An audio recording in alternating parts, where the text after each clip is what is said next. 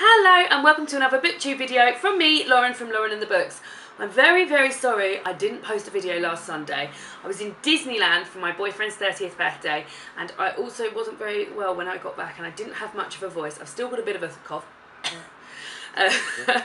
So I wasn't feeling great, but I'm back this week and today I'm going to be talking about the books that I've read in October. So I've read 7 books in October. I'm on my 8th. Quite slow for me really for a month to read 8 books, but I have been extremely busy and it's looking like I'm going to be really busy for November and December as well, so I need to up my reading time, but I'll get started and I'm just going to go through the books that I read this month and what I thought of them. So the first book I read was Yes Man by Danny Wallace. I feel like I've talked about this millions and millions of times because it was on my TBR for September, it was on my wrap up for September because I'd sort of finished it but hadn't really, and it was on my October TBR. So I have now finished this. You will never have to hear me talk about this again. Really enjoyable, about a guy, Danny Wallace, who decides to say yes more and all the hijinks and lulls he gets up to as a result of that. I'd read it before, really enjoyed it again, 3 stars, well done Danny Wallace. The next book I read was Frankenstein by Mary Shelley. I read this for my radio book club. Thought it was a good time to be reading some horror because it being Halloween and all. Ooh, Halloween. Can you not see it? Halloween. Had read this before, really enjoyed it again. Really easily accessible classic. I think if you want to get into the classics, if you want to start somewhere with classics, then this is a great place to start. As I said on my radio show, which I will put the link below of the interview that I did on there, just a really easy way to get into classics, and also it's hundreds of years old and still really relevant and enjoyable to read, so very good. I think I gave this 3 stars. The next book I read was my bestest book of the month, and that was Alan Bennett, The Uncommon Reader. So it's just a little tiny small novella, and it is so cute and so adorable, as well as being a really beautiful little book with a little gold crown on there, little gold earring, little gold glasses, lovely end papers. It is a little novella about the Queen discovering reading from a mobile library that turns up at Buckingham Palace, and just all the sort of like she's so into reading that she sort of neglects her other duties and things like that, and it's just so sweet and so enjoyable, an absolute joy to read.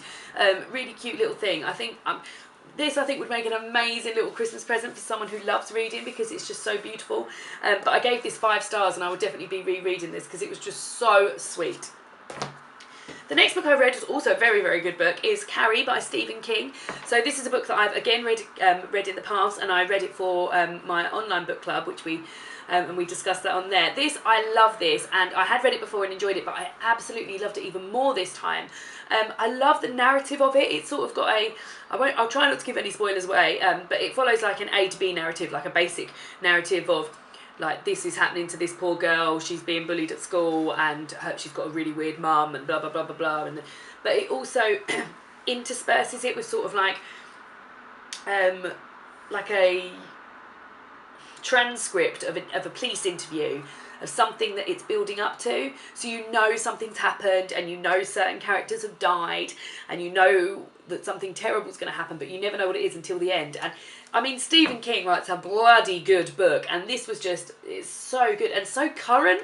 Like, he wrote it like a long time ago. He wrote this in 1974. Like, this could have been written yesterday. And it's just really enjoyable. And if you want to read something a bit frightening but that's not going to terrify you, this is definitely a great place to start because it's no ghosties or anything like that. It's just really good, and yeah, I'd really recommend this as a really good read. And it's not even that long, it's quite a short little guy. I gave that 4 stars. The next book I read was Fangirl by Rainbow Rowell. I bought this for my friend Laurel for her birthday because she loved the other Rainbow Rowell books, and she read it and said, "You will love this, I will lend it to you." So she kindly lent it to me as soon as she'd read it for her birthday. I did love it. I really enjoyed it. Rainbow Rowell's such an easy read. She writes really cute little books, and this is a really sweet book about a girl, Kath, who writes fan fiction for a series called the Simon Snow series, which is basically Harry Potter. And yeah, it's just a lovely little love story. Minnie, you're not allowed up here because there's a candle. No, naughty girl. She writes fan fiction. Yeah, just really, really enjoyable. I actually read this when I was in Disneyland, so I don't go on some of the big rides because I'm a wimp and I hurt my neck. So while the other guys were on the big rides, I'd sort of sit and read through this. So I think it will, you know, when you've read a book at a certain time and it always reminds you of that time, I think this book will always remind me of Disneyland. So yeah, very sweet, very enjoyable. And she's got the second part of it coming out this year, I believe, called Carry On, which I'm definitely going to give a go as well.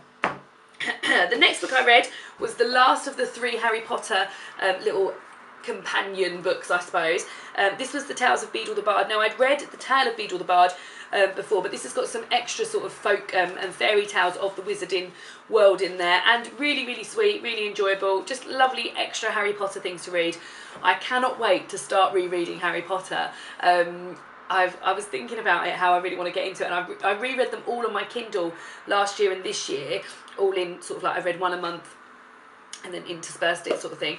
And my boyfriend's got a gorgeous Harry Potter set of all 7 of them. It's like in a little suitcase. I've shown it on this channel before, and I'm really looking forward to rereading those all of next year. And I also really, really hope that I might have for either my birthday or Christmas the Harry Potter and the Philosopher's Stone illustrated book, because I cannot wait to read that, and then I'm going to start rereading all of them again. But yeah, this was really sweet. This was 3 stars, 3 or 4 stars, I can't remember. Obviously not 5 stars, it's not the actual Harry Potter books. But yeah, lovely, very cute. The next book I read was one of the Man Booker shortlisted books. It is The Fisherman by Chigozie Obiama. Now, I really, really enjoyed this. When I first started reading it, I was like, I am not going to like this at all. It is a book about, it follows 4 brothers, mainly from the perspective of Benjamin, who I believe is the second youngest brother. I mean, they do have another brother, but he's not really mentioned at all, who's younger. And it follows them, and they decide to fish in this really, really dangerous river. They get in trouble for that, and their father says, oh, we want you to be fishermen of knowledge. We want you to be a fisherman of knowledge. We're going to send you to a really good school, etc.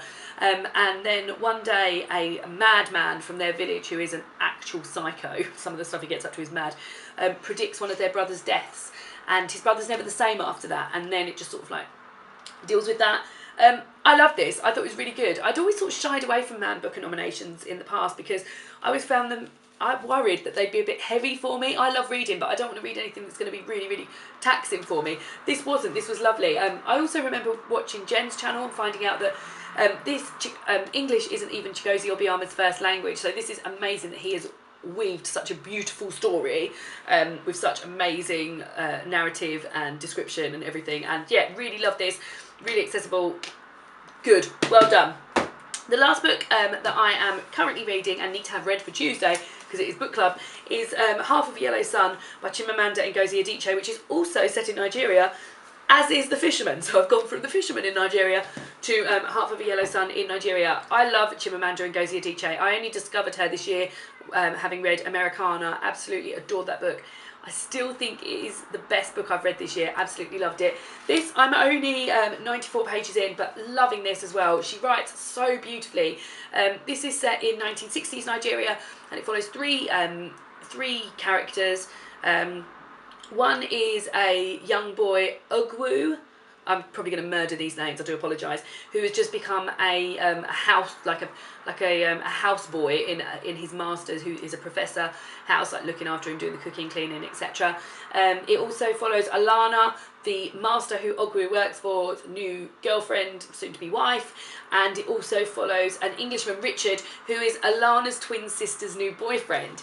I've only just finished. I mean, as I said, I'm not very far through, but I've only just finished a bit of each of them. So it went for Ogwu first, then Alana, then Richard, and I'm back into Ogwu again. Chimamanda Ngozi Adichie is amazing, and this is just, I'm just loving it already. It's just, I can't wait to see where it's going to unravel, and I know there's some shit's about to get real as well, so looking forward to it. Absolutely love it. So those are the books that I read in October. As I said, not the most books I've ever read in a month before, but really enjoyable books. Some of them were really thin as well, so very naughty. Really, really enjoyable reads. The best book I read this month was Alan Bennett, The Uncommon Reader. Absolutely loved it. Go out, get it. It's so sweet, so cute, so short, very easy. So these are the books I read. What did you guys read in... What did you guys read in October? I'd love to hear if you've read any of these books before and what you thought of them. Thanks for listening. Thanks for watching, guys, and give me a thumbs up if you enjoyed this video, and I'd love to hear from you in the comments, and subscribe if you enjoyed it too.